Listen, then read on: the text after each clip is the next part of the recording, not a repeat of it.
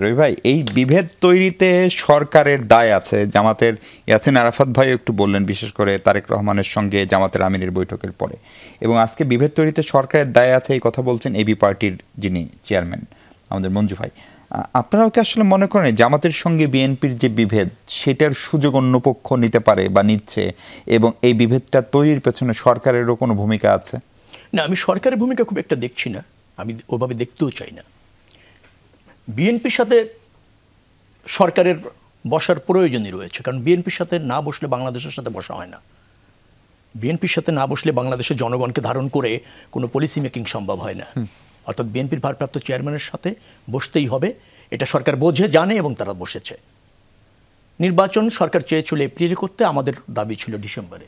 আলোচনা করে ফেব্রুয়ারিতে মাঝামাঝি একটা জায়গায় আসা গিয়েছে। রোজার আগে হওয়া দরকার, এটা জামাতও অনুধাবন করেছে, জামাতের আমিরও বলেছে যে তিনি মনে করেন রোজার আগেই নির্বাচনের সবচেয়ে উপযুক্ত পরিবেশ। বিএনপির সাথে বসলেই গত্রদাহ। সমস্যাটা এখানে কারা ভাবে?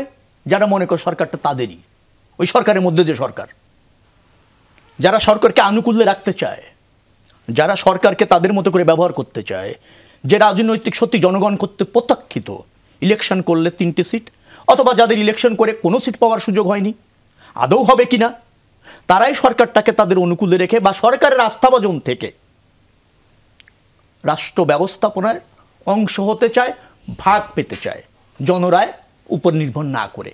তারা এভাবে ভাববে, এটাই স্বাভাবিক।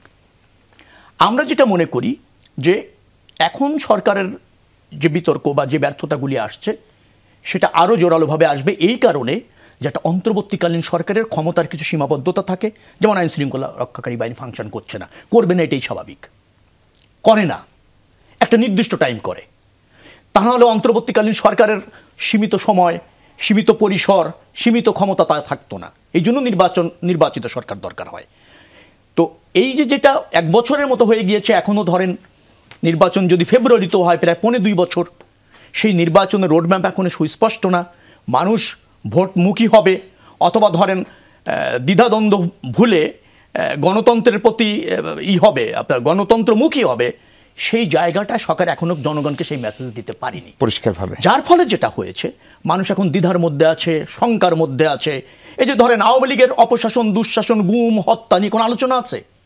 এই যে মানে লক্ষ লক্ষ কোটি টাকা, 28 লক্ষ কোটি টাকার উপর পাচার হয়েছে, 18 লক্ষ কোটি টাকার উপর ব্যাংক থেকে ঋণ নেওয়া হয়েছে, বিভিন্ন বাইরের অর্থনৈতিক সংস্থা বা ব্যাংক থেকে নেওয়া হয়েছে, সেগুলি নিয়ে কোনো প্রচার আছে?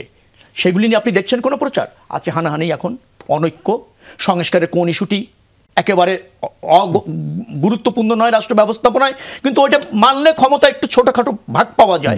এই যে ক্ষমতার ভাগের রাজনীতি, ছোট রাজনৈতিক দল হয়ে, সেখানেই আমরা সব নিবন্ধিত হয়ে গিয়েছি। আমাদের মনোসংযোগ ওই জায়গায়, এবং সরকারি সংস্কারের নামে মাসের পর মাস একবার যোগ মিটিং করছে, খাওয়া দাওয়া সুন্দর, ড্রেস আপ সুন্দর, দিন শেষে কয় কি যে আরও আপনাদের ছাড় দিতে হবে, দ্রুত এত দিনের মধ্যে আসতে হবে। এই নাটক দেখার জন্য তো মানুষ আপনার স্বৈরাচার হটায়নি, ফ্যাসিবাদের পতন ঘটায়নি। মানুষ ফ্যাসিবাদের পতন ঘটাচ্ছে। ইয়েস, আমাদের সংস্কারের প্রয়োজন আছে, এবং সেই সংস্কারের প্রবক্তা তো বিএনপি। এখন আপনি ধরেন, আমি অন্যভাবে কেউ নেবে কিনা আমি জানি না, যে আমাদের আমির বলছে, কালকেও বলেছে যে আমরা কোরআনের আইন বাস্তবায়ন চাই, শরিয়া আইন বাস্তবায়ন চাই। খুবই ভালো কথা, একটা রাজনৈতিক দল চাইতেই পারে, কারণ সেটা তার মূলনীতি হতে পারে, ঘোষণাপত্র হতে পারে। কিন্তু সেইটা বাস্তবায়ন করার জন্য সংস্কার কমিশন একটা প্রস্তাব দিয়েছে নাকি জামাত? বলেন দিয়েছে যে না, রাষ্ট্রের এই আইনটি, এই বিভাগটি, অথবা সংবিধানের এই জায়গাটি আমরা শরিয়া আইনের এটা প্রচার চাই, আল্লাহর আইনের এটা প্রচার চাই, কোরআনের আইনের এটা ব্যবস্থা চাই, সেটা কিন্তু বলছে না। সেখানে গণতন্ত্র, সেখানে সব জায়গায় ঠিক আছে। আবার মানুষের কাছে গিয়ে একটু সময় নিয়ে মানুষকে, যেহেতু বাংলাদেশের মানুষ ধর্মীয় প্রতি সহানুভূতিশীল, এবং ধরেন ধর্মীয় শাসন অনুশাসনের প্রতি তাদের একটা দুর্বলতা আছে, শ্রদ্ধা আছে, সেটাকে কাজে লাগার জন্য যাতে যে বলা যায়, এই যে বহুরূপিতা, এই যে দ্বিচারিতা, সেটা জাতীয় ঐক্য এবং জাতীয় লক্ষ্যে পৌঁছাতে বাধা সৃষ্টি করছে।